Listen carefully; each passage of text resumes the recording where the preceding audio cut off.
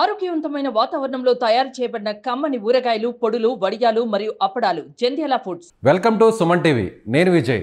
ఏపీలో ఎన్నికలు ముగిసిన తర్వాత అధికారంలోకి ఏ పార్టీ వస్తుంది, ఏ కూటమి వస్తుంది అనేటువంటి చర్చ ఇప్పుడు పెద్ద ఎత్తున ఆంధ్రప్రదేశ్లో జరుగుతుంది. అయితే రాజకీయ నాయకులతో పాటు సామాన్య జనం కూడా ఎవరు అధికారంలోకి వస్తారనేటువంటి ఇంట్రెస్ట్తో అందరూ కూడా మీడియాలోనూ సోషల్ మీడియాలోనూ చూస్తున్నటువంటి పరిస్థితి. అయితే ఇప్పుడు తాజాగా చంద్రబాబు నాయుడు ఇప్పటికే షాకింగ్ ఫలితాలు వస్తాయనేటువంటి వ్యాఖ్యలు చేసినటువంటి నేపథ్యంలో ఇప్పుడు తాజాగా ఐపాక్ ప్రతినిధులతో సమావేశమైనటువంటి జగన్మోహన్ రెడ్డి ఖచ్చితంగా 151 సీట్లపైనే తాము సాధించి తిరిగి అధికారాన్ని నిలబెట్టుకుంటామంటూ జగన్ చేసినటువంటి వ్యాఖ్యలపై ఇప్పుడు వైసీపీ నాయకులు అలాగే వైసీపీ క్యాడర్ అంతా కూడా సంతోషంలో మునిపారు. దీనిపై విశ్లేషణ చేయడానికి మనతో పాటు Suman TV news chief editor Keshav గారు. నమస్తే కేశవ్ గారు.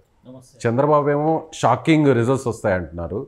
ఇవాళ జగన్మోహన్ రెడ్డి తిరిగి 151+ అలాగే ఎంపీ సీట్లను కూడా అదే స్థాయిలో సాధిస్తామని చెప్తున్నారు. నిజంగా ఆ పరిస్థితి ఉందంటారా? ఇద్దరు కూడా దేశానికి షాక్ ఇవ్వాలని ఆశిస్తున్నారు. ఎందుకంటే జగన్మోహన్ రెడ్డి గారు కూడా దేశం ఆశ్చర్యపోయేటువంటి రిజల్ట్ వస్తుంది, ఖచ్చితంగా దేశం ఆశ్చర్యపోయే రిజల్ట్ రావడానికి అవకాశం ఉంది. అది ఎవరి పక్షాన వస్తుంది అనేది మనం ఇప్పుడే చెప్పలేము. ఎందుకంటే 81.86% ఓటింగ్ జరగడం అనేది చాలా ఈ మధ్య కాలంలో ఒక రికార్డుగానే మనం చూడాల్సి ఉంటుంది. ఆంధ్రప్రదేశ్లో ఎవ్రీ టైం ఓటింగ్ పర్సంటేజ్ పెరుగుతుంది. ఈసారి 80 క్రాస్ అవుతుంది అనుకున్నారు, సరే 81 దగ్గర ఆగింది. యాక్చువల్గా అయితే ఇంకో 4-5% పెరిగి ఉండాల్సింది. సో అది జరగలేదు. బట్ ఓవరాల్గా మాత్రం ముఖ్యంగా సిటీస్లో చాలా దెబ్బ తగిలింది. రూరల్ ప్రాంతాల్లో ఓటింగ్ ఎక్కువ జరిగింది. విశాఖపట్నంలో 60-65% లోపే ఉంది. విజయవాడలో 60-65% లోపే ఉంది. తిరుపతిలో 60-65% అంటే 63% దగ్గరే ఉంది తిరుపతిలో కూడా. So major core urban areas అని ఏవైతే అనుకుంటారో వాటిలో ఆంధ్రప్రదేశ్కి సంబంధించిన అందరూ తక్కువ పర్సెంటేజ్ ఉంది. కాబట్టి వైసీపీ వేస్తున్నటువంటి అంచనాలు ఏంటంటే మొదటి నుంచి కూడా గ్రామీణ ప్రాంతాల్లో ఓటర్ పోటెత్తితే కనుక తమకు అడ్వాంటేజ్ అనేటువంటి ఆలోచనతో ఉంది. కాబట్టి బహుశా ఇలాంటి అంచనాలు జగన్మోహన్ రెడ్డి గారు కూడా వేస్తున్నారు. ఇప్పుడు ఆయన ఈరోజు వెళ్ళినటువంటి మీటింగ్ ఏంటి, ఐపాక్ సంబంధించినటువంటి ఆ బృందాన్ని వాళ్ళు అందించినటువంటి ఈ 1.5 ఇయర్లో వాళ్ళు చేసినటువంటి ఏడాదిన్నర సర్వీసెస్కి సంబంధించి వాళ్ళని అప్రిషియేట్ చేసేటువంటి కార్యక్రమం. సో అసలు గ్రౌండ్ రిపోర్ట్ వాళ్ళు ఇవ్వాలి, కానీ సీఎం గారు ఇచ్చారు రివర్స్లో అనమాట.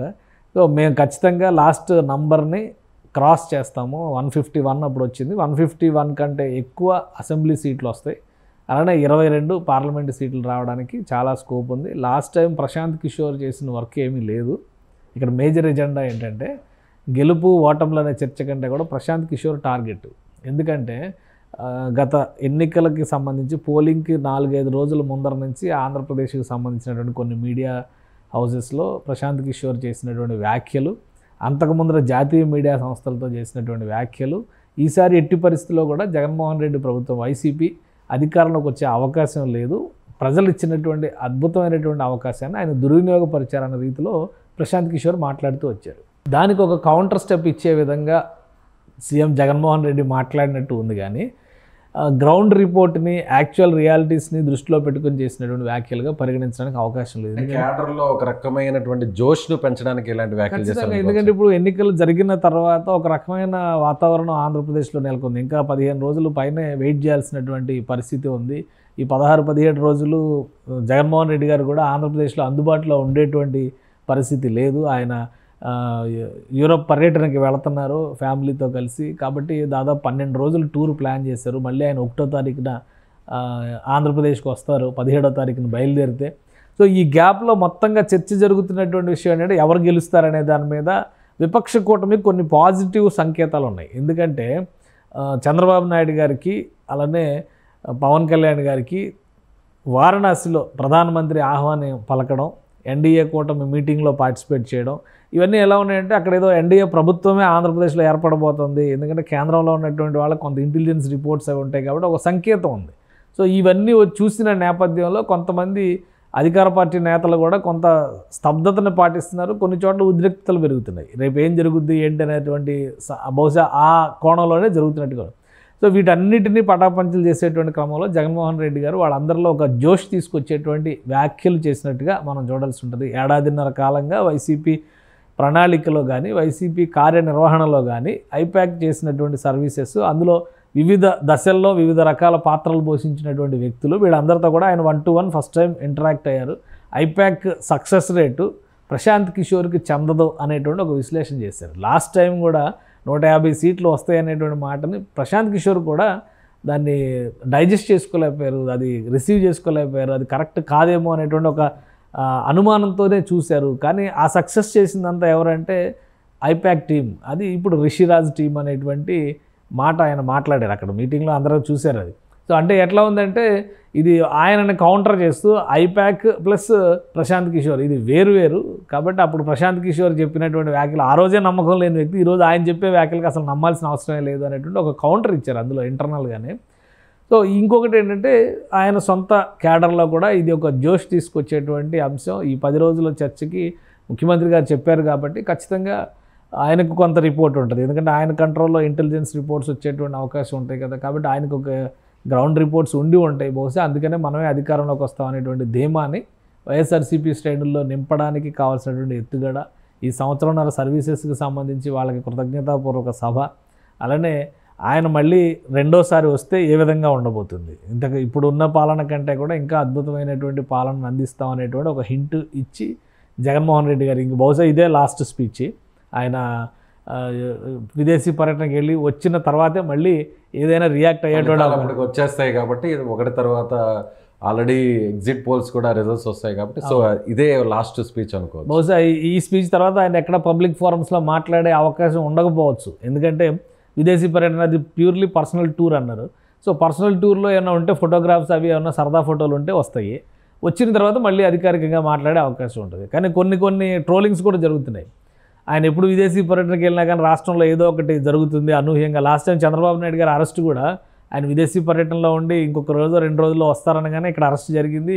చాలా హై డ్రామా నడిచింది. అంతకు ముందర కూడా 1-2 ఇన్సిడెంట్స్ జరిగినాయి. సో ఈసారి విదేశీ పర్యటనకి వెళ్తున్నారంటే ఏం జరగబోతుంది అనేటువంటి ఒక చర్చ నడుస్తుంది. సో వీటన్నిటికీ కూడా ఆయన ఒక సమాధానంలాగా ఇక్కడ అంతా కూడా బాగానే ఉంది, మీరు ఎవరో కూడా దిగులు పడాల్సిన అవసరం లేదు, మళ్ళీ వచ్చేది మన ప్రభుత్వం అనేటువంటి ఒక భరోసా నింపేటువంటి చర్యగానే. ఒకవేళ ఆయన వాళ్ళందరికీ కూడా అభినందనలు తెలపాలంటే అధికారం వచ్చేస్తున్నారంటే కౌంటింగ్ రోజున కౌంటింగ్ తర్వాత రోజున ఆ టీంని అప్రిషియేట్ చేయడానికి అవకాశం ఉంటుంది. కానీ ముందుగానే అప్రిషియేట్ చేసి వెళ్తున్నారంటే ముందుగా అసలు వీళ్ళందరిలో ఒక ఆత్మవిశ్వాసం నింపాలని. గత ఎలక్షన్స్ చూస్తే మనం దాదాపు 30 రోజులు వెయిటింగ్ అయింది. ఇప్పుడు ఏప్రిల్ 15, 14 ఓటింగ్ కంప్లీట్ అయితే 11 ఏప్రిల్ 11 ఓటింగ్ కంప్లీట్ అయితే మే 23వ తేదీ రిజల్ట్ వచ్చే వరకు వెయిట్ చేయాల్సి ఆల్మోస్ట్ 40 రోజులు వెయిటింగ్ ఉంది లాస్ట్ టైం. ఈసారి 20 రోజులే ఉంది ఓవరాల్గా వెయిటింగ్, అంటే ఒక 20 రోజులు తగ్గింది.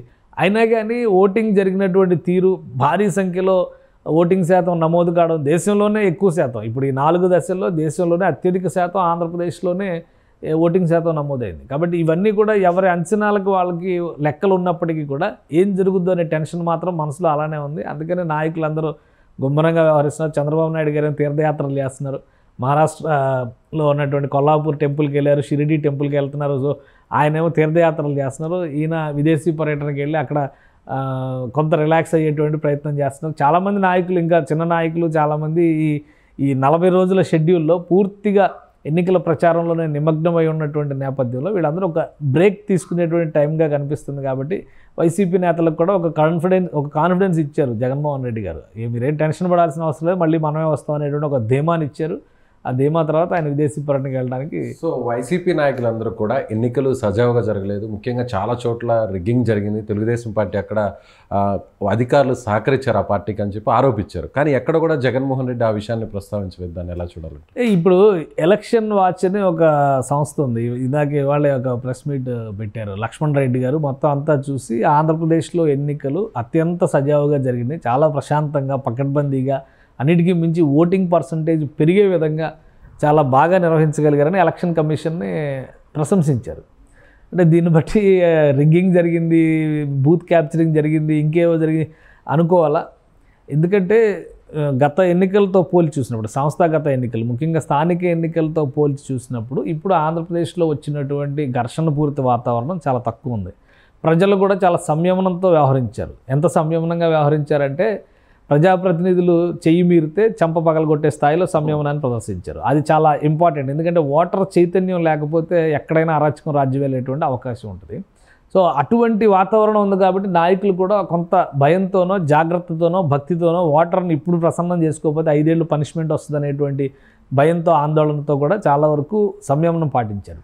అలానే ఓటింగ్ జరిగినటువంటి విధానం పట్ల ఈసారి ఎక్కువ చోట్ల సీసీ కెమెరా సర్వైలెన్స్ పెట్టారు. అంటే అది కూడా చాలా ముఖ్యం కదా. సీసీ కెమెరాల్లో ఏం జరుగుతుందనేది ఒకవేళ ఏమైనా ఉంటే ఈ పాటికి బయటకు వచ్చేది కదా. తెలంగాణలో కొన్ని బయటకు వచ్చినాయి. ఓల్డ్ సిటీలో జరుగుతున్నటువంటి బూత్ క్యాప్చరింగ్ వ్యవహారాలు కెమెరా ఫుటేజెస్ కూడా బయటకు వచ్చినాయి. కానీ దాని మీద ఏమి ఇంకా రియాక్షన్ రాలా. కానీ తెలంగాణలో సజావుగా జరిగింది. ఎందుకు సజావుగా జరిగింది అంటే ఇక్కడ చాలా నిర్లిప్తంగా జరిగింది ఓటింగ్. కాకపోతే ఏంటంటే గ్రామీణ ప్రాంతాల్లో ఓటు వేయాలనేటువంటి బాధ్యతను ఓటర్ ఫీల్ అయ్యాడు కాబట్టి వెళ్ళి వేశాడు. తెలంగాణ అసెంబ్లీకి కూడా ఎన్నుకుంటే ఇక్కడ పరిస్థితి కూడా వేరేగా ఉండేది. ఇది ఓన్లీ లోక్సభ ఎలక్షన్స్ కాబట్టి ఆ తరహాలో జరిగింది. ఆంధ్రప్రదేశ్లో లోక్సభ ప్లస్ అసెంబ్లీ 2 ఉన్నాయి. ఆల్రెడీ 14 నియోజకవర్గాలని ఎలక్షన్ కమిషన్ సమస్యాత్మక కేంద్రాలుగా గుర్తించింది. అక్కడ పారామిలిటరీ ఫోర్సెస్ని అదనంగా డిప్లాయ్ చేసింది. అదేవిధంగా సీసీ కెమెరా కూడా 24 అవర్స్ అక్కడ ఎంతసేపు ఓటింగ్ జరిగితే అంతసేపు సర్వైలెన్స్. అందుకనే బూత్ క్యాప్చరింగ్ అనే దానికి అక్కడ అవకాశం దొరకలేదు. కొన్ని చిన్న చిన్న సమస్యలు వచ్చినప్పుడు వాటిని వెంటనే రెక్టిఫై చేయడానికి కావాల్సినటువంటి వ్యవస్థని అక్కడ అధికారులు కూడా ఎలక్షన్ కమిషన్ కూడా చాలా స్పష్టంగా చేసుకోగలిగింది. ఆ ఘర్షణలు లేవు. కొన్ని చోట్ల ఏదో పవర్ కట్ వచ్చిందన్నారు, మళ్ళీ తర్వాత సెట్ అయిందన్నారు. ఈవెన్ పిఠాపురంలో కూడా కొన్ని కంప్లైంట్లు వచ్చినాయి. ఇవన్నీ కూడా దాదాపుగా ఒక క్షణాలు అనలేం, కానీ కొన్ని గంటల వ్యవధిలో కొన్ని నిమిషాల వ్యవధిలో పరిష్కరించినటువంటి సమస్యలు ఉన్నాయి కాబట్టి అక్కడితో కథ ముగిసింది. ఇక్కడ జరుగుతున్నటువంటి హింస అంతా కూడా పోస్ట్ పోల్ వైలెన్స్. ఎన్నికలు ముగిసిన తర్వాత ఘర్షణలు మొదలైనాయి. సో ఎందుకు ఘర్షణలు మొదలైనాయి అంటే ఓడిపోతామన్న ఆందోళన కావచ్చు, ఓటింగ్ జరిగినటువంటి విధానం పట్ల ఉన్నటువంటి భయాలు కావచ్చు, అలానే పరస్పరం ఉన్నటువంటి కక్షలు, రేపు అధికారం చేజారితే మళ్ళీ మనకు ఛాన్స్ రాదేమో, ఇప్పుడే ఒక పని అక్కడ ఉన్నటువంటి ప్రత్యర్థి వర్గం పైన పైచేయి సాధించాలనేటువంటి వ్యూహం కావచ్చు. ఇవన్నీ కూడా కొన్ని వచ్చినాయి కదా. ఇప్పుడు పులివర్తి నాని పైన జరిగిన అటాక్కి సంబంధించి సీసీ కెమెరా ఫుటేజ్ కూడా బయటకు వచ్చింది కదా. సో ఇట్లాంటివన్నీ ఆళ్ళగడ్డలో కూడా జరిగింది. అప్పుడు కారుతో ఒక వ్యక్తిని ఢీకొట్టే డైరెక్ట్గా అభ్యర్థి ఇంటి ముందర ఉన్నటువంటి బాడీ గార్డ్ని కారుతో గుద్దించుకొని వెళ్ళిపోయారు. సో ఇవన్నీ ఏంటంటే వాళ్ళ కక్షలతో సంబంధించి వాళ్ళు ఓడిపోతామన్న ఆందోళన నుంచి వస్తున్నటువంటి ప్రతీకార చర్యలుగానే మనం చూడాల్సి ఉంటుంది. కానీ ఎన్నికల నిర్వహణకు సంబంధించి అంటే క్యాన్వాసింగ్ దగ్గర నుంచి ఎప్పుడైతే నోటిఫికేషన్ రిలీజ్ అయిందో అక్కడి నుంచి చూస్తే కనుక అంటే నామినేషన్స్ వేసేటువంటి ప్రక్రియ దగ్గర నుంచి పోలింగ్ ప్రక్రియ వరకు మొదటి దశ, ఆ దశ మొత్తం కూడా చాలా సమగ్రంగా పటిష్టంగా వ్యూహాత్మకంగా చేయగలదు. ఇప్పుడు రెండో దశ ఏంటంటే స్ట్రాంగ్ రూముల్లో ఉన్నటువంటి బ్యాలెట్ బాక్సులు ఈవీఎం మిషన్స్ని కాపాడడం అనేది రెండో దశ. ఆల్రెడీ ఒక కంప్లైంట్ వచ్చింది. నాగార్జున యూనివర్సిటీ ఆచార్య నాగార్జున యూనివర్సిటీలో స్ట్రాంగ్ రూమ్లో ఉన్నటువంటి దానికి సమీపంలోనే ఇంటెలిజెన్స్ మీటింగ్ ఒకటి జరిగిందండి. యాక్చువల్గా అయితే అక్కడంతా పారామిలిటరీ ఫోర్సెస్ ఉండాలి, కానీ సిఐఎస్ఎఫ్ వాళ్ళనో లేదంటే ఈ ర్యాపిడ్ యాక్షన్ ఫోర్స్ వాళ్ళనో ఎవరైనా అక్కడ ఉన్న వాళ్ళందరినీ కూడా పక్కకు జరిపేసి సిఆర్పిఎఫ్ని కానీ పక్కకు జరిపేసి ఈ ప్రత్యేకంగా ఇంటెలిజెన్స్ మీటింగ్ పెట్టారు. దానికి పర్మిషన్ ఎవరిచ్చారు, అనుమతి ఎవరిచ్చారు, ఏంటి అనేటువంటి చర్చ నడుస్తుంది. సో ఇప్పుడు ఉన్నటువంటి తక్షణ బాధ్యత ఏంటంటే ఈ 20 రోజులు దాదాపు 16 రోజులు ఉన్నట్టుగా ఉంది. ఇన్ని రోజులు కూడా ఈవీఎం మిషన్స్ని భద్రంగా కాపాడడం అనేది చాలా క్లిష్టమైనటువంటి ప్రక్రియ. అలానే ఎన్నికల కమిషన్ చెప్పింది 11 చోట్ల ఈవీఎం మిషన్లు పగలగొట్టారు. వీళ్ళు ఆవేశంగా గతంలో మనం చూసేవాళ్ళం బ్యాలెట్ బాక్సులు ఇంకు పోసేవాళ్ళు, ఎందుకంటే మొత్తం కలిసిపోతాయని. ఇప్పుడు బ్యాలెట్ బాక్స్ను పగలగొట్టినా కానీ అంటే ఈవీఎం బాక్స్ను పగలగొట్టినా కానీ చిప్పు సేఫ్గా ఉంది. కాబట్టి అది సేఫ్గా ఉందన్న కన్ఫర్మేషన్ వచ్చిన తర్వాత మళ్ళీ కొత్త మిషన్స్ని అటాచ్ చేసి అక్కడ పోలింగ్ యథావిధిగా కంటిన్యూ చేస్తారు. అందుకని ఒక్క చోట కూడా రీపోలింగ్ అవకాశం లేకుండా ఈసారి ఆంధ్రప్రదేశ్లో ఎన్నికలు డెఫినెట్లీ ఇట్స్ ఎ రికార్డ్. అది చాలా జాగ్రత్తగా పటిష్టంగా చేసినటువంటి అంశంగానే మనం చూడాల్సి ఉంటుంది. అందుకనే లక్ష్మణ్ రెడ్డి గారు లాంటి వాళ్ళు కూడా సర్టిఫై చేస్తున్నారు ఎన్నికలు సజావుగా జరిగినాయి అనేటువంటి మాట చెప్తున్నారు. ఎన్నికల తర్వాత జరిగినటువంటి ఘర్షణలో ఫెయిల్యూర్ ప్రధానంగా అధికార యంత్రాంగానికి సంబంధించి దానికి ఎలాగో వివరణ ఇచ్చుకున్నారు. చీఫ్ సెక్రటరీ కానీ డీజీపీ కానీ దాని మీద ఏం చర్యలు తీసుకోవాలో కేంద్ర ఎన్నికల సంఘం డిసైడ్ చేస్తుంది. కానీ ఎన్నికలు జరిగినటువంటి తీరుపైన కానీ ఎన్నికలు నిర్వహించినటువంటి విధానం పైన కానీ ఎలాంటి అనుమానాలు ఎవరికీ లేవు.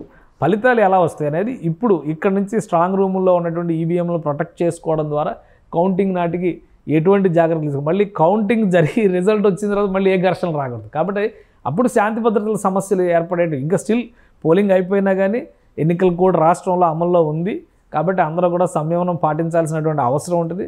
ఎవరిది గెలుపైనా ఎవరిది ఓటమైనా కానీ అది ప్రజాస్వామ్యం గెలుపు కింద మనం చూడాల్సి ఉంటుంది. అంతేగాని గెలిచినవాడు ఓడిన వాడిని చంపేయొచ్చు అని అధికారం వచ్చినట్టు లేదంటే ఓడిన వాడిని తుడుముట్టించేటువంటి రైట్స్ వచ్చినట్టుగా ఫీల్ అవ్వడానికి అవకాశం లేదు. ఒకసారి వీళ్ళు గెలిస్తే ఇంకోసారి అసలు నిజమైన ప్రజాస్వామ్యం ఒకే నాయకుడిని శాశ్వతంగా ఎప్పుడు గుర్తించుకోదు. నిజమైన ప్రజాస్వామ్యం బతికుండాలంటే నాయకుడు మారుతూ ఉండాలి. దానివల్ల ప్రజలకి రాజ్యానికి కూడా శ్రేయస్సు ఉంటుంది. కాబట్టి ఏ నిర్ణయం జరుగుతుంది అధికార మార్పిడి అనేది జరిగితేనే అభివృద్ధి కూడా జరిగితేనే జరుగుతుంది. అది ఖచ్చితంగా ప్రజలకు కూడా మేలు జరిగేటువంటి అంశం అవుతుంది. కాబట్టి దాని గురించి కాకుండా ఇక్కడ ఇప్పుడు జరిగినంత ప్రక్రియ కూడా చాలా స్పష్టంగా నిష్పక్షపాతంగా సజావుగా జరిగిందనేది మాత్రం ప్రజలందరూ కూడా గుర్తిస్తున్నారు. కాబట్టి నిర్ణయం ఎలా ఉంటుందని ఈ అన్నింటినీ అంచనాల ప్రకారం విపక్షం ఒక అంచనా వేసింది. ఈరోజు సోమిరెడ్డి చంద్రమోహన్ రెడ్డి గారు ప్రెస్ మీట్ పెట్టి మేము 135 సీట్లు గెలిచి అధికారంలోకి వస్తున్నాం కూటమి అని చెప్పని ఆయన చెప్పారు. సో అది వాళ్ళ అంచనా. అలానే జగన్మోహన్ రెడ్డి గారు చెప్పారు మేము లాస్ట్ టైం 151 గెలిచాం కాబట్టి ఈసారి దానికంటే ఎక్కువ వైనాట్ 175 అన్న జగన్మోహన్ రెడ్డి గారు 151ని పెట్టారు బేస్ లైన్గా. అంటే మినిమం 151 అంటున్నారు ఆయన. అక్కడి నుంచి కొంత కిందకి తగ్గినట్టే కదా. సో 22 ఎంపీ సీట్లు అనుకున్నారు, 22కి మళ్ళీ 22 ఎంపీ సీట్లు మేము 25 అన్నారు, 22 గెలుస్తాం అంటున్నారు. సో ఇది వీళ్ళ అంచనా. రేపు ప్రజల తీర్పు ఎలా ఉంటుంది అనేది జూన్ 4వ తేదీన అసలు రిజల్ట్ వచ్చినప్పుడు క్లారిటీ వస్తుంది. Right sir, thank you so much. So Telugu Desam party అయితే మాత్రం 130+తో తాము అధికారంలోకి రాబోతున్నామని, అలాగే వైసీపీ కూడా ముఖ్యంగా జగన్మోహన్ రెడ్డి ఐపాక్ టీంతో జరిగినటువంటి సమావేశంలోనూ అలాగే క్యాడర్లో జోష్ను నింపడానికే ఆయన 150+ సీట్లను సాధించి తిరిగి రెండోసారి అధికారంలోకి వస్తారని జగన్ చెప్పినట్టుగా కేశవ్ గారు చెప్తున్నారు. Thank you so much. Suman టీవీలో మీ పర్సనల్ అండ్ బిజినెస్ ప్రమోషన్స్ కోసం కింది నెంబర్కి కాంటాక్ట్ చేయండి.